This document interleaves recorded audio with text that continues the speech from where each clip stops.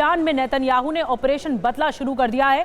15 points में फटाफट आपको बताते हैं कि युद्ध भूमि में अभी क्या चल रहा है। आपको बताते हैं इजराइल का ये ऑपरेशन बदला रहा। एक सबसे पहली बात आपको बताते हैं, ईरान पर बहुत बड़ा हमला किया गया है। दूसरी बड़ी बात, 100 से ज्यादा फाइटर जेट से हमला हुआ है। तीसरी बड़ी बात, सैन्य ठिकानों पर अटैक किए गए हैं, सैन्य ठिकानों को निशाना बनाया गया है। देर रात शुरू हुआ यह हमला, राजधानी तेहरान में बमबारी की गई, एक के बाद एक कई शहरों पर बड़े अटैक हुए, 10 से ज्यादा ठिकानों पर एयर स्ट्राइक की गई।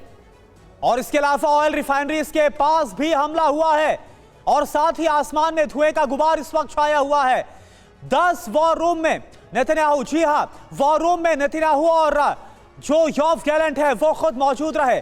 जो बाइडेन को जानकारी दी गई है, इतला दे दी गई कि देखिए इजराइल हमला कर रहा है, ईरानी डिफेंस सिस्टम एक्टिव हुआ, ईरान में सभी उड़ानों पर रोक लगा दी गई। एयर स्पेस पूरी तरह से इस वक्त वीरान नजर आ रहा है। सीरिया में भी बड़ी एयर स्ट्राइक को अंजाम दिया गया है।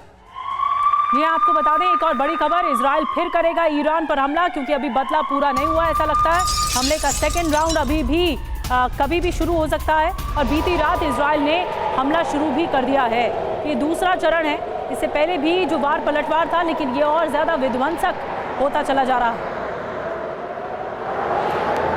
तो तस्वीरें देखिए, पूरा आसमान पट गया है, पूरा आसमान भरा पड़ा है मिसाइल अटैक से। और ये बताते हैं कि जिस तरह से ईरान ने अटैक किया था अक्टूबर में, 1 अक्टूबर को, उसी तरह से इजराइल ने पलटवार किया है। ये आसमान आप देख रहे हैं, 2000 किलोमीटर की रेंज पार करके ये मिसाइलें पहुंची ईरान पर। और तेहरान में सबसे ज्यादा बताया जा रहा है अलग अलग ठिकानों पर सैन्य ठिकाने जो हैं उन्हें निशाना बनाया गया है। पूरा आसमान आप देख रहे हैं, आग ही आग नजर आ रही है।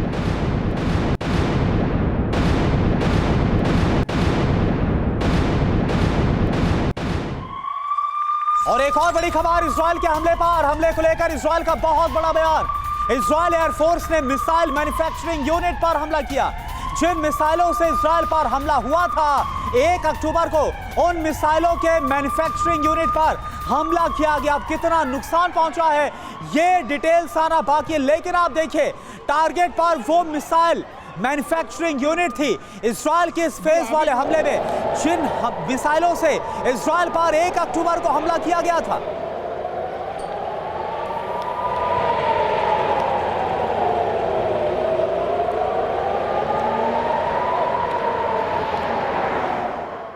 और आइए आपको बताते हैं ईरान में 5 शहरों के 10 ठिकानों पर हमला हुआ है। ये 5 शहर कौन कौन से हैं ये देख रहे हैं आप, ग्लोब देख रहे हैं और ईरान का नक्शा आ चुका है। तेहरान, कराज, मसाद, कोम और शिराज, ये वो 5 जगहें हैं जहां पर एयर स्ट्राइक हुई हैं और इजराइल की तरफ से ये एयर स्ट्राइक हुई। बड़ी बात यह है कि जो सैन्य ठिकाने हैं या जो सैन्य अमले हैं उन पर टारगेट किया गया है ईरान के। और 10 ठिकाने ऐसे हैं, 5 शहरों के 10 ठिकाने ऐसे हैं जहां सैन्य ठिकानों को टारगेट किया गया है। सीधा मकसद है इजराइल का कि जब तक सैन्य ठिकानों को नहीं तोड़ा जा सकता, उसकी ताकत को नहीं मारा जा सकता, तब तक ईरान को नहीं खत्म किया जा सकता।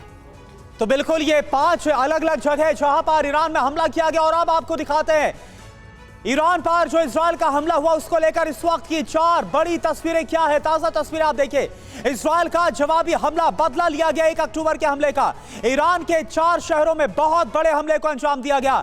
बारूदी बरसात की तस्वीर आप देख पा रहे हैं, आसमान चकाचौंध और सैन्य ठिकानों पर हवाई हमला किया गया। 8 से 10 की संख्या में सैन्य ठिकाने जिन पर हमला हुआ इजराइल का। और डिफेंस हेडक्वार्टर तेल अवीव में, डिफेंस हेडक्वार्टर में बेंजामिन नेतन्याहू, इजराइल के प्रधानमंत्री और रक्षा मंत्री योव गैलेंट आपको साथ में बैठे नजर आ रहे हैं। और साथ में जो टॉप अधिकारी हैं वो सेना के आपको नजर आ रहे इजराइल के, यानी कि पल पल की मॉनिटरिंग इस हमले को लेकर तेल अवीव में बैठकर की गई है।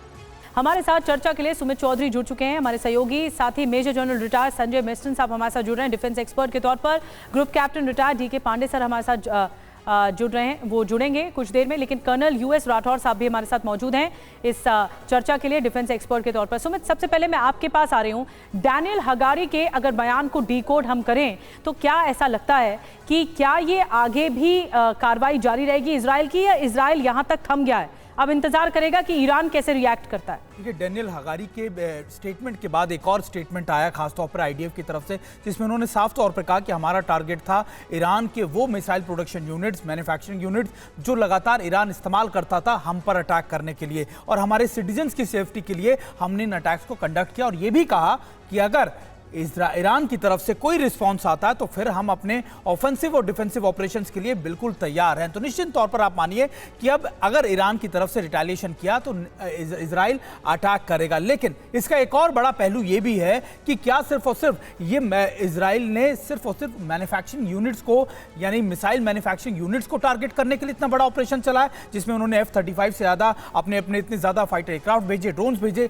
दरअसल इसका मकसद एक और भी है। इसका मकसद ये भी है कि इजराइल ये जांचना परखना चाहता है कि आखिरकार ईरान ने कौन कौन से डिफेंस मैकेनिज्म को डिप्लॉय किया है, कहां पे डिप्लॉय किया गया है, और अगर इजराइल डीप ईरान के अंदर, डीप इनसाइड ईरान अगर एयर स्ट्राइक्स करता है तो फिर उसको रिटेलिएशन कहां से, उसको चुनौती कहां से सामना करना पड़ेगा जब ईरान के एयर स्पेस में वो आएगा। तो निश्चित तौर पर इस पूरे मिशन के, इस पूरे ऑपरेशंस के कई मकसद थे। ना सिर्फ ईरान को यह समझाना कि हम बड़े ऑपरेशंस कर सकते हैं, हमारा डोमिनेशन या हमारी जो स्ट्रेंथ है एयर डिफेंस में या फिर एयर अटैक्स में आपसे ज्यादा है। दूसरा ये कि जांचना परखना ऑन ग्राउंड पर कि आखिरकार किस तरीके की डिप्लॉयमेंट हो रखी है, किस तरीके के मैकेनिज्म है। और तीसरा सबसे इंपॉर्टेंट ये है कि ये मैसेज देना खासतौर पे प्रॉक्सियों को कि अब हम डायरेक्ट अटैक करेंगे ईरान पर भी। जी बिल्कुल। और सवाल यह भी है सुमेध कि अगर जो पहला हमला था जिसमें सिर्फ जांचा परखा गया, अगर वो हमला इतना बड़ा था, तो अगर जब असल में हमला होगा इजराइल का तो उसका कितना पैमाना होगा, इंटेंसिटी क्या होगी। एक और बड़ी खबर, हमले के दौरान तेल अवीव रक्षा मुख्यालय में खुद इजराइल के प्रधानमंत्री बेंजामिन नेतन्याहू मौजूद थे। नेतन्याहू के साथ रक्षा मंत्री योव गैलेंट भी मौजूद थे। तेहरान पर हुए हमले की बाकायदा लाइव मॉनिटरिंग की गई। ये देखिए आप, फोन कॉल्स पर और लगातार वीडियो के जरिए लाइव मॉनिटरिंग की गई। देखा गया, ट्रैक किया गया कि किस तरह से इस ऑपरेशन को अंजाम दिया जा रहा है, क्योंकि ये बहुत जरूरी था। इजराइल जो बोल रहा था कि वो बदला लेगा और उसने आखिरकार वो किया है। और मेजर जनरल संजय मैस्टन सर, मैं आपके पास आना चाहूंगा कि आपको भी लग रहा है कि इस हमले के जरिए एक तरह से इजराइल ने ईरान में रेकी की है, उसकी ताकत का अंदाजा लगाया, और अगर यह अंदाजा था तो असल हमला आप कैसे देख पा रहे हैं? बिल्कुल करुणा, जो ये हमले हुए हैं ये मेरे को भी बिल्कुल वही लग रहा है जो आपकी असेसमेंट है कि ये काफी भारी तादाद में रेकी तो थी, सर्वेलेंस भी था, और इनके एयर डिफेंस सिस्टम्स को थोड़ा बर्बाद करना था, और खासकर जो मिसाइल डिफेंस प्रोडक्शन जो फैसिलिटीज है वो बर्बाद की है, और 5 शहरों को इन्होंने टारगेट किया है। तो पहली बात, ये रात के 2 बजे लोकल ईरानियन टाइम पे ये हुआ है अटैक, और आपने देखा ये 2 वेव्स में हुआ है। पहला वेव हुआ था 2 बजे और 3 घंटे के बाद फिर दूसरा वेव हुआ है। तो जाहिर है, और जो पहली खबरें आ रही हैं उसमें ज्यादातर ड्रोन्स इस्तेमाल किए गए हैं, जिसमें लॉइटरिंग ड्रोन्स का भी इस्तेमाल किया गया है। तो साफ जाहिर है कि इसका मकसद 2 है। एक तो है कि उनके एयर डिफेंस सिस्टम्स को ओवरवेल्म करना, जिसको मैं बोलूंगा सैचुरेट करना, और साथ में जब एयर डिफेंस सिस्टम्स खुलते हैं तो उनकी पिन पॉइंटेड लोकेशन लेके और दूसरे वेव में उनको बर्बाद करना। साथ ही उनको ये भी पता है इजराइल को कि काउंटर स्ट्राइक ईरान करेगा, और ईरान ने घोषणा भी कर दी है वो काउंटर स्ट्राइक करेगा। कब होगी, कैसे होगी, और वो किसके जरिए करेगा? मिसाइल्स और ड्रोन फैसिलिटीज के जरिए, ड्रोन्स के।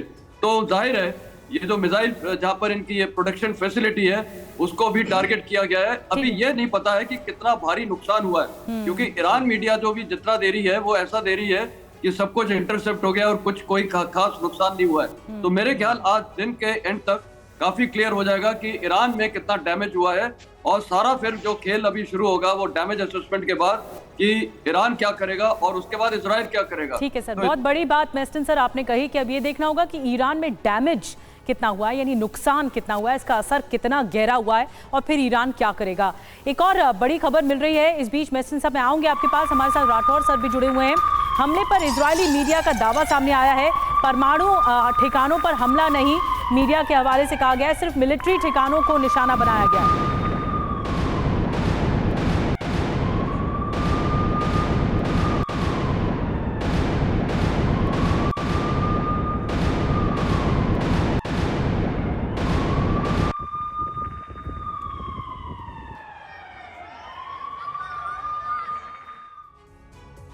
तो आप देखिए, इजराइल ने आज का हमला सोच समझकर किया, पूरी प्लानिंग के साथ किया, टाइम बाय किया। आज के हमलों के पीछे क्या सोच थी, क्या मोटिव, क्या मकसद, यह जानना बहुत जरूरी है। देखिए आपके सामने जानकारी है, तो सिर्फ ट्रेलर था, असली पिक्चर यानी असली विध्वंस तो अभी बाकी है। इजराइल का आज का हमला ईरान को नुकसान पहुंचाने के लिए नहीं था। आज का हमला ईरान के डिफेंस की पोजीशन का पता लगाने के लिए, उसकी ताकत, उसकी क्षमता को देखने के लिए था। जी हाँ, ईरान की असल जो ताकत है उसका अंदाजा लगाने के लिए आज का हमला किया गया। इजराइल ईरान पर अगला हमला कर सकता है जो आज के हमले से कई गुना घातक होगा। ईरान ने धमकी भी दे दी है, इजराइल पर फिर करेंगे पलटवार। सुमित, ये जो सामने आ रहा है कि ये तो इजराइल का ट्रेलर बताया जा रहा है। इजराइल अभी सिर्फ असेसमेंट कर रहा था कि कौन कौन से ऐसे ठिकाने ईरान के जहां पर टारगेट किया जा सकता है, तो ये तो अभी शुरुआत है। इसके बाद शायद इजराइल और बड़े कदम उठाए। देखिए, बिल्कुल, अगर आप देखें कि ईरान ने पिछले कई सालों के अंदर रशिया की मदद से अपने एयर डिफेंस सिस्टम को बहुत मजबूत किया है, चाहे वो S-300 हो, S-200 हो, यहाँ तक कि कहा गया कि उसने अपने खुद के जो करीबन 200 किलोमीटर की रेंज के अपने एयर डिफेंस सिस्टम्स को बनाया है, डिप्लॉय किया हुआ है। तो इजराइल ये बहुत अच्छे तरीके से जानता है कि अगर आपको उनके एयर डिफेंस को चैलेंज करना है, उसके एयर स्पेस में घुसना है, तो निश्चित तौर पर बहुत कैलकुलेटेड और बहुत सेफली घुसना पड़ेगा। और इस तरीके के आप कह सकते हैं टेस्टिंग द वाटर्स, यानी आप लगातार ये टेस्ट करते हैं कि आखिरकार जब आप दुश्मन के इलाके में घुसेंगे तो आपको कहां से क्या जवाब मिलेगा। ये हमेशा हर आर्मी, हर एयरफोर्स ये जांचती परखती है। और मुझे लगता है कि इजराइल का ये आप कह सकते हैं कि ऑपरेशन इस जांचने परखने को लेकर बहुत महत्वपूर्ण था। इजराइल ये जानता था कि रशिया के जो एयर डिफेंस मैकेनिज्म है, एयर डिफेंस सिस्टम है, बहुत अच्छे हैं, और अगर इजराइल को कोई भी नुकसान होता है, चाहे वो उसके एक ही फाइटर एयरक्राफ्ट गिरेगा, तो निश्चित तौर पर उसके लिए ज्यादा नुकसान है, क्योंकि इजराइल ये मानता है कि उसके लोगों का नुकसान नहीं होना चाहिए, कोई लोग मरने नहीं चाहिए। तो निश्चित तौर पर इजराइल इन सारी चीजों को, पहलुओं को जांचते परखते हुए दो चीजों का मैसेज ईरान को देना चाह रहा था। एक, उसने ना सिर्फ इन सारी चीजों के बारे में रेकी की, उसकी जानकारी ली। दूसरा, ये एक तरीके का मैसेज था कि अगर हम चाहें तो कभी भी ईरान के अंदर IRGC के मिलिट्री इंस्टॉलेशंस हो, उनके बड़े ऑयल रिफाइनरीज हो, उनको निश्चित तौर पर टारगेट कर सकते हैं, और हमारा जो अटैक होगा बड़ा होगा, क्योंकि इसमें अगर आप देखिए F-35 से ज्यादा बड़ी संख्या में फाइटर एयरक्राफ्ट का इस्तेमाल किया गया। तो निश्चित तौर पर कुछ मैसेजिंग थी जो इजराइल देना भी चाहता था इसमें। बिल्कुल, और यह भी बताया गया एक तरह से कि ईरान संभल जाए, नहीं तो और भी बड़े हमले होंगे। एक और बड़ी खबर, इजराइल ने बाइडेन को हमले की पूरी जानकारी दी। ईरान पर हमले की ब्रीफिंग दी गई है। अमेरिका ने कहा सेल्फ डिफेंस में टारगेटेड अटैक किया गया, सेल्फ डिफेंस का नाम दिया गया। कुछ इस तरह से अमेरिका ने इस हमले को लेकर जो बयान है वो दिया गया है। तो आपको बता दें कि हालांकि अमेरिका लगातार जो इजराइल की प्लानिंग थी कि इजराइल ईरान पर हमला बोले, पहले वो सहमत नहीं था, लेकिन इसके बाद अमेरिका की तरफ से बयान सामने आया था कि वो हर तरह से सपोर्ट करता रहेगा इजराइल का।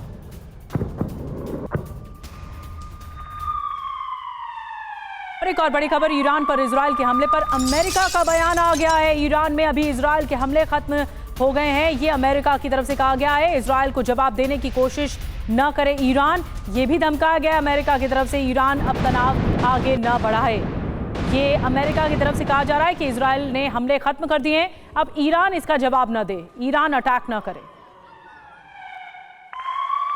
और देखिए, इस हमले के बाद ईरान में नया आदेश भी जारी किया गया। ईरान के नागरिकों के खबर या फिर पिक्चर भेजने पर बैन है। दुश्मन मीडिया या इजराइल को तस्वीरें भेजना अपराध, सजा के तौर पर 10 साल की जेल हो जाएगी। अपने नागरिकों के लिए ईरान ने जारी किया आदेश, यानी कि ऐसा लग रहा है कि ईरान इस हमले के बाद बहुत कुछ ऐसा है जो छिपाना चाहता है। यही वजह है कि उसकी तरफ से फरमान जारी किया गया है नागरिकों को कि वो कैसी भी कोई खबर या पिक्चर बाहर ना भेजे। अगर दुश्मन मीडिया या फिर इजराइल को तस्वीरें भेजी गई तो यह अपराध माना जाएगा और सजा के तौर पर 10 साल की जेल होगी। अपने नागरिकों के लिए ईरान की तरफ से फरमान या आदेश जारी किया गया है।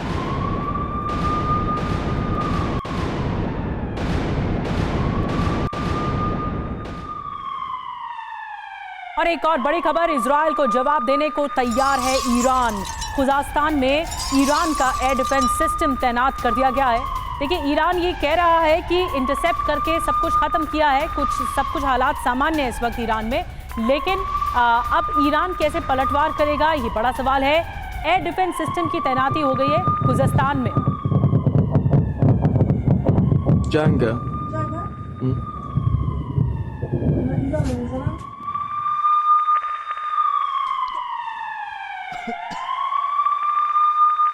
तो देखिए, इजराइल के हमले पर ईरान का पहला बयान भी सामने आ गया। ईरान के हमले का जवाब देकर रहेंगे, ईरान ने बोला है। ईरान के टॉप मिलिट्री ऑफिसर्स के हवाले से बड़ी खबर तो आपको दिखाया हमने। अमेरिका यह हिदायत दे रहा है ईरान को कि वो जवाबी हमला ना करें तो अंजाम बहुत बुरा होगा, लेकिन ईरान ने यह ठान ली है कि हमला इजराइल ने किया तो अब उसका जवाब हम देंगे, जवाब दिया जाएगा ईरान की तरफ से। यह ईरान के टॉप मिलिट्री अधिकारियों के हवाले से बहुत बड़ी खबर है, यानी इस हमले के बाद इस इजराइल की रिटेलिएशन के बाद ईरान कहीं से भी डरने वाला नहीं है, शांत बैठने वाला नहीं है। तो अपनी ताकत का डंका तो हर मुल्क पीटता है, लेकिन अब देखना होगा कि किस तरह से इजराइल और ईरान की ताकत है। देखिए, ईरान की ताकत और इजराइल की ताकत। रक्षा बजट 9.9 अरब डॉलर का रक्षा बजट ईरान का है, तो इजराइल का 24.4 अरब डॉलर का रक्षा बजट इजराइल का है। ईरान में कुल जो विमान है 551 है, तो इजराइल में 612 है। इजराइल की ताकत इसमें बड़ी है। लड़ाकू विमान की बात करें तो 146 है ईरान के पास, इजराइल के पास 241 है। ये भी ताकत में इजराइल बड़ा है। और हेलीकॉप्टर की बात करें तो ईरान के पास 129 है, तो इजराइल के पास 146 है, ये भी ज्यादा है। बिल्कुल। और देखिए, इसके अलावा टैंक्स की बात करें तो ईरान के पास 1996 है, लेकिन यहां पर देखिए इजराइल यहां पर थोड़ा सा कमजोर साबित हो रहा है, 1370। लेकिन जो टैंक्स की पावर है उसको भी हमें देखना होगा। इसके अलावा बख्तरबंद फाहन में भी ईरान कहीं आगे 65,765, तो इजराइल के पास 43,407 बख्तरबंद फाहन है। इसके साथ ही मोबाइल रॉकेट प्रोजेक्टर्स, जिस तरह से रॉकेट या मिसाइल ताकत काफी ज्यादा ईरान की 775, तो इजराइल की बात करें वो 150 है।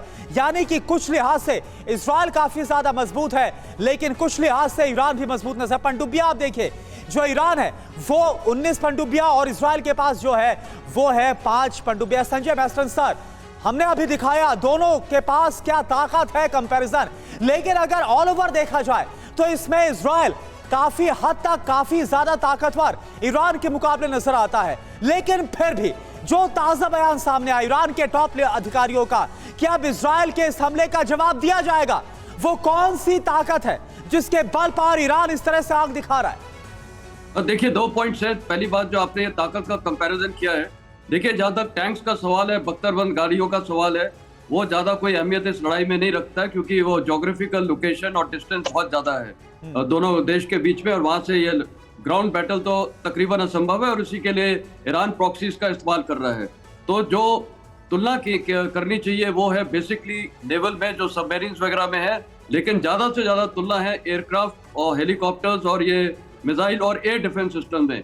यहाँ पर हर लिहाज से इजराइल को ज्यादा फायदा है, उसका सबको ज्यादा, एक तो टेक्निकली ज्यादा बहुत सुपीरियर है, और दूसरा नंबर्स में भी वो ज्यादा है तकरीबन। तो उस लिहाज से मेरे को लगता है कि इजराइल का पलड़ा काफी भारी है। लेकिन हाँ, ईरान अब क्या करेगा, मेरे को लगता है ईरान ने भी देखिए अपने देश को तो दिखाना ही है, जनता को दिखाना है, वो भी काउंटर स्ट्राइक करेगा, लेकिन यही है कि मिलिट्री टारगेट्स भी होगा जैसे इजराइल ने किया है। और मेरे को लगता है यहाँ थोड़ा यूएस का प्रेशर भी काम आया, क्योंकि यूनाइटेड स्टेट्स के इलेक्शंस है, और उन्होंने साफ बोला था कि ये जो ऑयल रिफाइनरीज है और न्यूक्लियर पे अटैक नहीं होना चाहिए। तो मेरे ख्याल इजराइल ने भी अपना स्टेटेड एम करके क्लियर कर दिया है कि ये रक्की के साथ साथ उन्होंने इनकी मिसाइल फैसिलिटीज वगैरह को और जो इनके मिलिट्री इंस्टॉलेशंस को कोशिश किया बर्बाद करने की, ना कि सिविलियन इंफ्रास्ट्रक्चर का, क्योंकि उससे पूरे विश्व में बहुत प्रभाव पड़ना था। बड़ी बात आपने बताई कि ये ऑयल रिफाइनरीज, या क्योंकि ईरान के पास तेल का बहुत बड़ा भंडार है और ईरान की बहुत बड़ी ताकत भी है, जिससे कई मुल्कों को तेल भी जाता है। राठौर साहब, अमेरिका इस बीच कह रहा है, सेटल डाउन कराने की कोशिश कर रहा है कि ईरान पर जो हमले थे इजराइल ने खत्म कर दिए हैं। अब ईरान टारगेट नहीं करे, ईरान जवाब नहीं दे, ईरान रिटेलिएट नहीं करे, क्या ईरान चुप बैठेगा? देखिए निधि, यहाँ पर अमेरिका बड़ा अच्छा रोल प्ले करता है। पहले अमेरिका ने कहा कि हमें इसकी पहले से जानकारी थी। इससे पहले भी अमेरिका ने ईरान को सक्सेसफुली रोका था अटैक करने से। तो यहाँ पर ईरान को ये पैसिफाई करने की कोशिश की जा रही है कि अभी आप अटैक ना करें। लेकिन ईरान के जो हायरकी है, जो गवर्नमेंट है या खामेनेई है, इनकी एक मजबूरी है। जैसे कि जनरल मेस्टन कह रहे थे कि अगर वो अटैक नहीं करते हैं तो उनकी जनता की नज़रों में उनकी साख गिर जाएगी। वो जनता की नज़रों में बने रहने चाहते हैं, क्योंकि अल्टीमेट एम क्या है इजराइल और अमेरिका का? Regime change. तो इसलिए ईरान को अटैक करना ही पड़ेगा, और वो कब आएगा ये नहीं कहा जा सकता। लेकिन ईरान और इजराइल के बीच में 2,000-2,500 किलोमीटर की जो दूरी है, वो एक ऐसा मजबूरी है दोनों के लिए कि चाह के भी और किसी तरीके से अटैक नहीं कर सकते। जी, जी। या तो साइबर वॉर कर सकते हैं, एयर वॉर कर सकते हैं, या मिसाइल वॉर कर सकते हैं, और वो तीनों चीजें वो कर रहे हैं, या कोवर्ट ऑपरेशन कर सकते हैं, जो कि इजराइल ने करके इस हमास के चीफ को मार के दिखा दिया। तो यही तरीके से बहुत बड़ी बात है राठौर चलेगी। साहब, आपने एक बहुत ऐसा पिन पॉइंट मुद्दा उठाया है कि एक तो सीमाएं नहीं मिलती, दूसरा जियोग्राफिकल कंडीशन ऐसी है कि हमले कितने बड़े हो सकते हैं। ईरान क्या करेगा, अब कैसे रिटेलिएट करेगा, ये बड़ा सवाल है। लेकिन अमेरिका ने तो ठंडा करने की ईरान को कोशिश की है। इस बीच एक बड़ी खबर है, आऊंगी राठौर सर आपके पास। इजराइल के हमले पर ईरान का पहला बयान आ गया है। जी हाँ, इजराइल के हमले का जवाब देंगे, ये ईरान ने कह दिया है। ईरान के टॉप मिलिट्री अफसरों के हमले हवाले से ये खबर है कि जो टॉप मिलिट्री अफसर कह रहे हैं वो ये कह रहे हैं कि हम तो हमला करेंगे, हम जवाब देंगे इजराइल को। टॉप मिलिट्री अफसरों के हवाले से बड़ी खबर मिल रही है।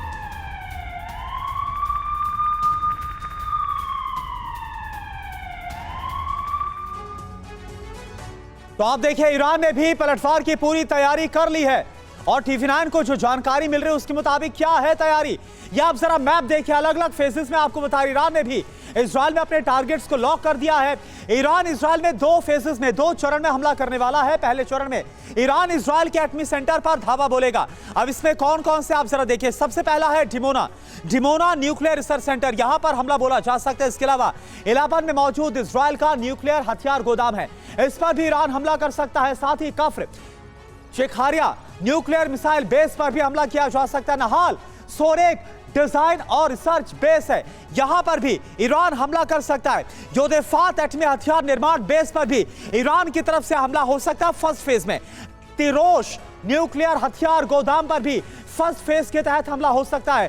राफेल एटमी हथियार निर्माण सेंटर, यह इजराइल के वो परमाणु केंद्र है जिस पर ईरान पहले चरण के तहत हमला कर सकता है, और इसके बाद लॉन्च होगा प्रतिशोध का सेकेंड फेज, दूसरा चरण। और इस फेज में ईरान इजराइल के एयरबेस को तबाह कर सकता है। ईरान के टारगेट पर सबसे पहले रमत डेविड एयरबेस है, और इसके अलावा ईरान इजराइल के मनाचिम एयरबेस, पल माचिम एयरबेस, सदे दोव एयरबेस, सोद बिचा airbase, Tel Nof airbase, Hatzor airbase, Lod airbase, Hatzerim airbase, Nevatim airbase और रमोन एयरबेस को भी दहला सकता है, जो जानकारी इस वक्त हमारे पास आ रही है। और संजय मैस्टन सर, सवाल यह है कि आखिरकार देखिए 2 फेजेस की हम बात कर रहे हैं, लेकिन कितना रियलिस्टिक लग रहा है ईरान की ताकत को देखते हुए कि वाकई में वो ऐसा कुछ कर भी पाएगा? देखिए, वो दिखाएगा तो कि वे उसमें करने की शक्ति है, काबिलियत है, लेकिन मेरे को लगता है अब ये देखिए, मैंने एक बड़ा स्टेटमेंट दिया था आपको कि आज डिपेंड करता है कि ईरान के ऊपर कितना डैमेज हुआ है। तो पहली बात तो वो अपना जनता को ये दिखाना चाहेंगे कोई डैमेज नहीं हुआ है, सारे मिसाइल्स और जितने भी ये ड्रोन्स है वो सारे इंटरसेप्ट हो गए, और वही उनका मीडिया दिखाना चाह रहा है। और आपने एक अच्छी न्यूज़ दिखाई है कि वहाँ पर घोषित कर दिया गया है कि कोई भी वहाँ की जनता कोई भी ये वीडियोस और कोई मैसेज नहीं भेजेगा, तो इसका मतलब वो छिपाना चाहते हैं, तो वो अपने लोगों को छिपाएंगे। अगर वो छिपाते हैं और ये बताते हैं कि कोई खास डैमेज नहीं हुआ है, तो मेरे को लगता है ईरान जब भी हमला करेगा बहुत हल्का सा एक हमला करेगा। लेकिन अगर डैमेज बहुत गंभीर है और काफ़ी भारी तादाद में डैमेज हुआ है, जो वहाँ लोगों को पता चल जाए और हर मीडिया से अगर आ जाए, फॉरेन मीडिया भी है वहाँ पर, तो फिर मेरे को लगता है थोड़ा ईरान तगड़ा हमला करना चाहेगा, क्योंकि उसके लिए भी ये लॉस ऑफ फेस हो जाएगा। जी। और तो ये सब डिपेंड करता है कि आज ये जो असेसमेंट होती है कितना डैमेज हुआ है और कितना ईरान छिपा सकता है, वो भी बहुत जरूरी है। ठीक है, ईरान अपने टारगेट को लॉक कर चुका है सर, और वो सेट कर चुका है कि उसे कहां वार करना है। जैसे इजराइल ने रणनीति बनाई, वैसे ईरान भी रणनीति बना रहा है। सीरिया के एयर स्पेस से गुजरे हैं कई इजरायली फाइटर जेट। जी हाँ, सीरिया का एयर स्पेस यूज किया गया, और जॉर्डन के आसमान में भी इजरायली फाइटर जेट देखे गए। दोनों देशों में इजरायली फाइटर जेट की आवाज़ तक सुनी गई है। तो इजराइल ने जो एयर स्पेस का इस्तेमाल किया है, वो सीरिया का एयर स्पेस इस्तेमाल किया गया है। जॉर्डन भी कनेक्टेड है। राठौर साहब, देखिए ये युद्ध और ज़्यादा भयानक होगा, क्योंकि ईरान ने पहले ही ठानी है। ये अहम की लड़ाई है, और ये ज़मीन पर भी देखने को मिल रही है। अभी मिसाइल अटैक हुआ है। एक बहुत अच्छी बात आप पहले कह रहे थे, ऑयल रिफाइनरीज को निशाना नहीं बनाया गया अभी, शायद ये अमेरिका का ही प्रेशर है। आप आज से आगे क्या देखते हैं इस युद्ध में? देखिए निधि, दो चीजें बताऊंगा। जो आपने अभी सीरिया के एयर स्पेस के बारे में कहा, इस सारे इलाके में अगर सीरिया को देखा जाए तो उसके पास एयर डिफेंस निल है। तो जाहिर सी बात है, सीरिया शत्रु देश जरूर है, लेकिन उस एयर स्पेस को इन्होंने इस्तेमाल किया है क्योंकि वहां से तेहरान नियरेस्ट पड़ता है। दूसरी चीज है, जो जॉर्डन के एयर स्पेस के अंदर देखे गए हैं, वो जगह हो सकती है जहां पर इजराइल के जहाजों ने मिड एयर रिफ्यूलिंग की, तेल प्राप्त किया लौटते समय, क्योंकि उनका कोई भी जहाज एक बार में जाकर के वापस भी नहीं आ सकता है, हवा में उसको तेल भरना पड़ेगा। और मिड एयर रिफ्यूलिंग एक ऐसा ऑपरेशन है, उस वक्त बहुत डेलिकेट होता है और वो मार गिराया जा सकता है। इसलिए उन्होंने जॉर्डन का या सऊदी अरब का सेफ एयर स्पेस चुना। दोनों मित्र देश हैं और वहां पर तेल हवा में भरा जा सकता था। इस तरीके से हुआ। अब जो बात आप कह रहे हैं कि आगे क्या होगा, आगे का एक चीज है, हमें ये समझना चाहिए कि इजराइल और ईरान दोनों एस्केलेशन मैट्रिक्स में चढ़ गए। जैसे एक सीढ़ी होती है, एक डंडे के बाद दूसरा, दूसरे के बाद तीसरा, और आप ऊपर जाते जाते हैं। तो ये सोचना गलत होगा कि हम सिर्फ मिलिट्री बेस पे आक्रमण करके खुश हो लेंगे, यहाँ कर लेंगे। ये जिस तरीके से एस्केलेशन हो रहा है इस लड़ाई का, इसका अल्टीमेट एम तो यही होगा कि कभी न्यूक्लियर इंस्टॉलेशन या कोई इकोनॉमिक टारगेट्स या कोई वैसा वहां पर कि उन्होंने ये यूएस राठौर सर, आपने बहुत ही बड़ी बात कही है कि एक तरह से एस्केलेशन की वो सीढ़ी, वो लैडर है जहां पर अब चढ़ने की शुरुआत होगी और पीछे हटना, नीचे उतरना बड़ा मुश्किल लग रहा है। यूएस राठौर सर आपका और संजय मैस्टन सर, आप दोनों का बहुत बहुत शुक्रिया। और हमारे साथ हमारे सहयोगी सुमित भी जुड़े हुए थे।